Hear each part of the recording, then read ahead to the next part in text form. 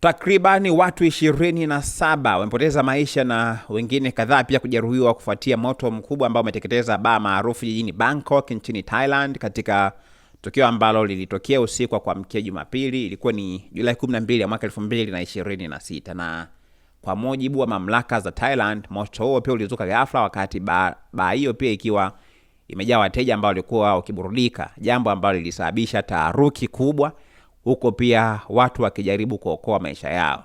Na waziri mkuu wa Thailand, Anutin Charnvirakul, amesema kwamba vikosi vya zimamoto pia vilifika katika eneo la tukio muda mfupi tu baada ya saa 6 usiku, lakini kufikia wakati huo moto ulikuwa tayari umeshaenea katika eneo kubwa ya jengo hilo.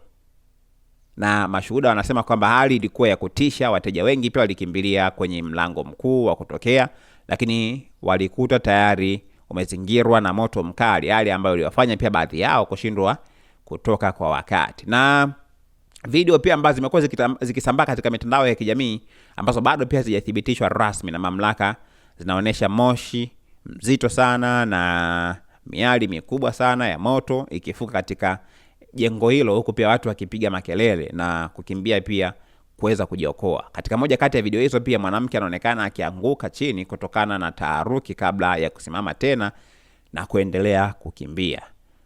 Lakini baada ya kuzungumza na waandishi wa habari katika eneo la tukio, waziri mkuu amesema kwamba watu 27 wamethibitishwa kufariki dunia, huku wengine pia kadhaa wakipelekwa katika hospitali kwa matibabu kutokana na majeraha na athari za kuvuta moshi. Na amesema chanzo halisi cha moto huo pia bado hakijachunguzwa, lakini pia watatoa taarifa rasmi, ila taarifa za awali zinaashiria kuwa huenda ulisababishwa na hitilafu ya mfumo wa umeme. Na kwa mujibu wa waziri huyo pia alisema kwamba mmoja wa wanamuziki ambao walikuwa kitumbuiza ndani ya baa wakati moto ulipoanza, mwanamuziki huyo pia alieleza kuwa aliona dalili za hitilafu ya umeme muda mfupi tu kabla ya moto pia kuzuka na kuenea kwa kasi katika sehemu mbalimbali za jengo. Sasa baa hiyo bana inafahamika kwa jina la Rong Bill na Latte Flower, ambayo ipo katika eneo la Chut Chak jijini Bangkok, na ni moja kati ya maeneo maarufu sana ya burudani ambayo imekuwa ikivutia wakazi wengi sana na watalii wengi sana, na limekuwa likitumika sana hususan katika kipindi cha weekend. Na mamlaka pia zimeanza uchunguzi wa kina ili kuweza kubaini chanzo rasmi cha moto huo pamoja na hatua za usalama ambazo zilizokuwepo katika jengo hilo wakati tukio likitokea.